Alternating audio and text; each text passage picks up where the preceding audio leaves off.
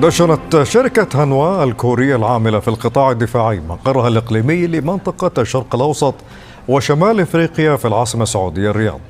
الشركة الكورية الجنوبية أكدت في بيان لها أن هذا التدشين يعد خطوة نوعية لتعزيز المحتوى المحلي وبناء القدرات السعودية في قطاع الصناعات العسكرية. كما أضافت: ويحيى، لك خبرة عسكرية طويلة، لماذا اخترت التعامل مع شركة هانوا واستقطابها للمساهمة في تطوير الصناعات العسكرية السعودية؟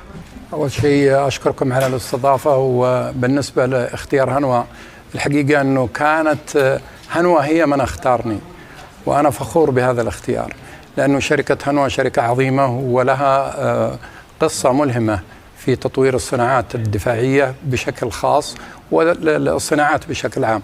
فرحبت بالعرض والعمل مع هانوا. دوري بشكل رئيسي هو مساعدة هانوا في الدخول إلى بيئة العمل الدفاعي السعودي وتأمين عملها في البيئة السعودية بالشكل المثالي. ويحيى، هناك قدرة كبيرة لدى المملكة للتعاون مع جميع الشركات العالمية في الولايات المتحدة، في الاتحاد الأوروبي، الصين، وحتى في كوريا الجنوبية. ولكن السؤال الأهم: ما الذي يميز الشركات الكورية الجنوبية في المجال الدفاعي ربما عن غيرها من الشركات العالمية؟ هم كانوا يستوردون مثل المملكة العربية السعودية للمنتجات الدفاعية، والآن وصلوا إلى أن يصدرون المنتجات الدفاعية إلى كثير من أقطاب الأرض.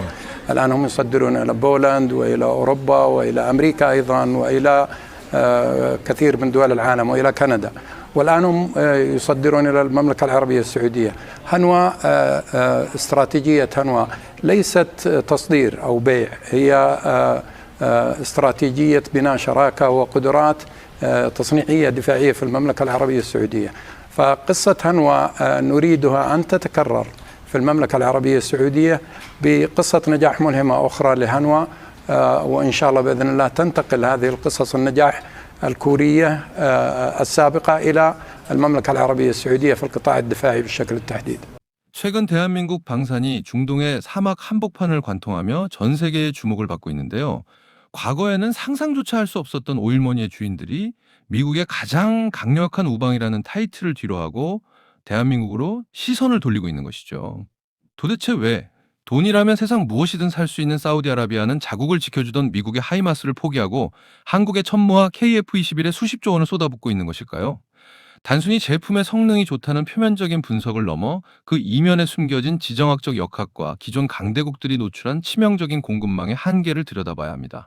미국이 이스라엘의 군사적 우위를 보장하기 위해 중동 국가의 무장 수준을 통제하는 QME 원칙을 고수하고 독일이 자국의 정치적 법적 제약에 묶여졌기 납품에 실패할 때 대한민국은 전혀 다른 길을 제시했습니다.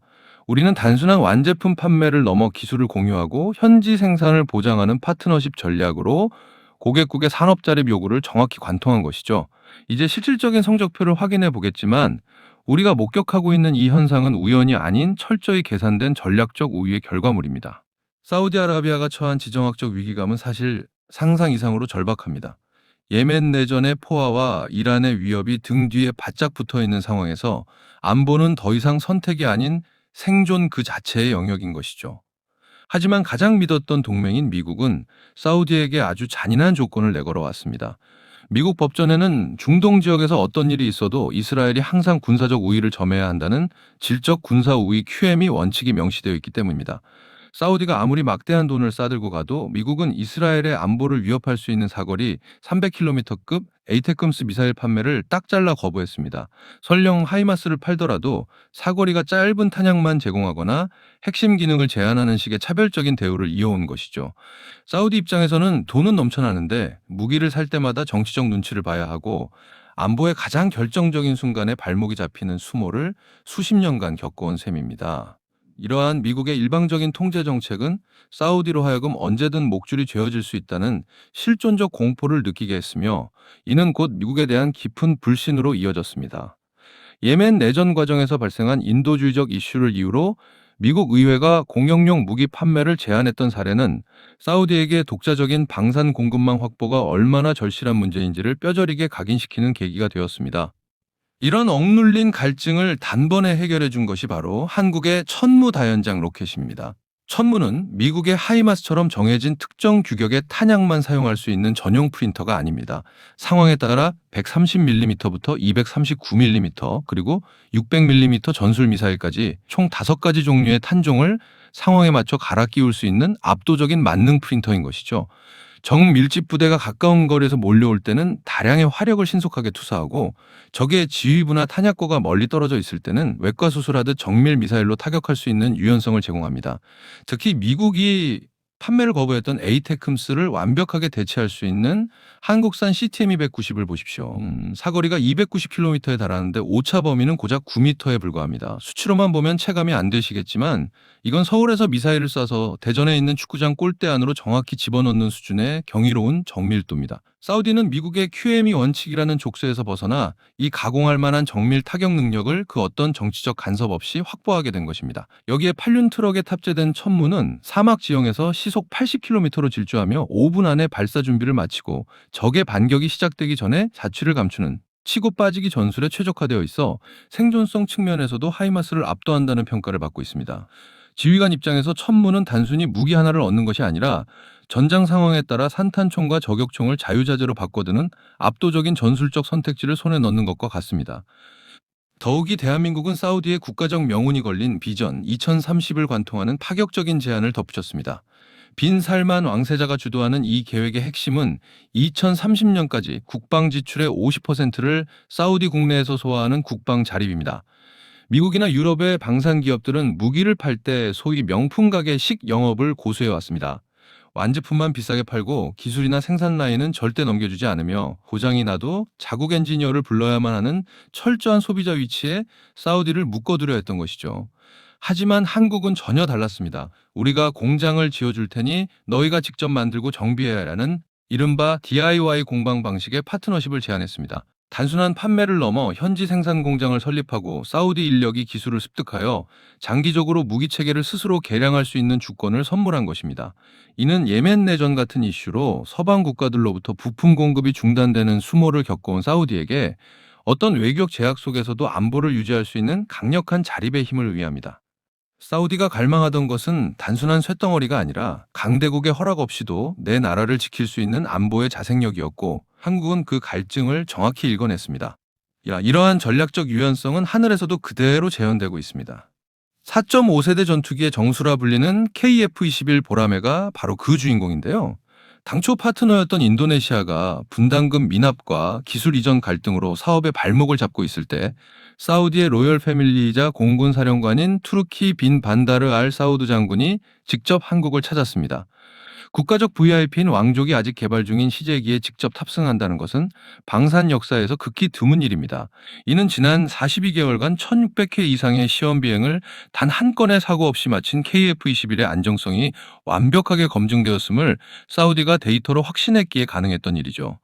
왕족의 탑승은 서류상의 기술 보고서 100장보다 훨씬 강력한 신뢰의 증거이며 대외적으로 우리는 이 기체를 선택했다라고 공표하는 정치적 제스처와 같습니다. 무엇보다 투르키 사령관이 탑승할 당시 기체에 원래 그려져 있던 인도네시아 국기가 사우디 국기로 가려진 채 촬영된 사건은 시각적으로 매우 잔인하고도 명확한 선언이었습니다.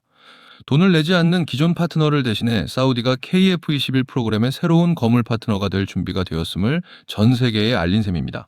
사우디와 UAE가 KF-21에 이토록 열광하는 결정적인 기술적 이유는 한국의 오픈소스 전략에 있습니다.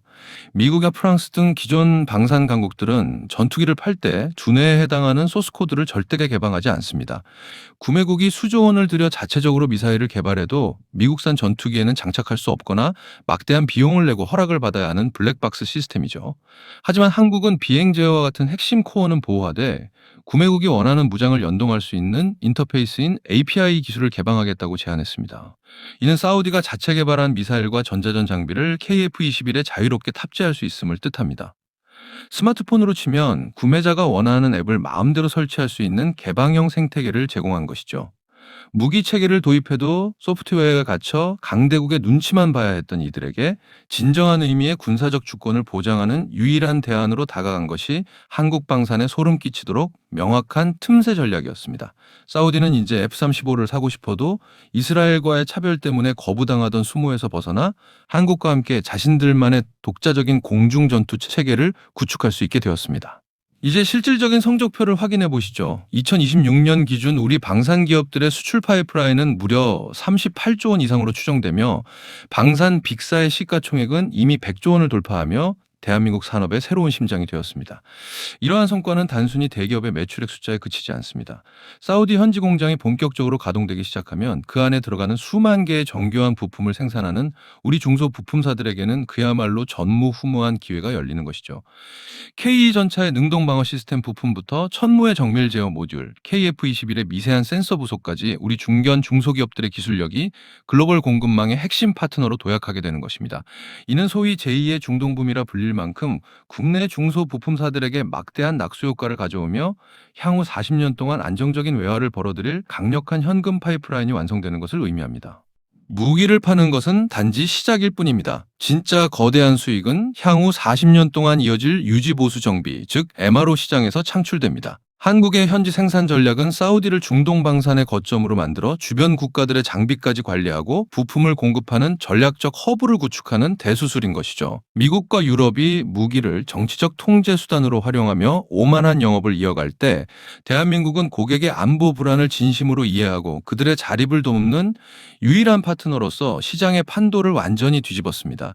기존의 서방 방산 카르텔은 구매국을 영원한 종속적 소비자로 묶어두려 했지만 한국은 그들에게 함께 성장할 권리를 제한함으로써 신뢰라는 무형의 가치를 자산화했습니다. 결국 K방산의 성공은 냉전 종료 후에도 세계 최고 수준의 대량 생산 라인을 유지해온 공급망 안정성과 기술 유출의 위험을 감수하더라도 고객과 주권을 공유하는 파격적인 전략적 유연성이 맞물린 결과입니다. 대한민국은 이제 단순히 무기를 수출하는 나라를 넘어 세계 안보 지형을 재설계하고 동맹국의 산업 자립을 지탱하는 전략적 동반자로 우뚝 섰습니다. 미국의 견제나 기술 유출이라는 리스크가 존재함에도 불구하고 핵심 부품 국산화를 가속화하며 스스로의 한계를 넘어서는 한국 방산의 에너지는 지금 이 순간에도 사막의 모래바람을 뚫고 전진하고 있습니다. 독보적인 기술력과 신뢰를 바탕으로 전 세계의 안보 공백을 메우는 대한민국 방산의 위대한 행보는 앞으로도 멈추지 않을 것입니다. 이상 대한민국이었습니다.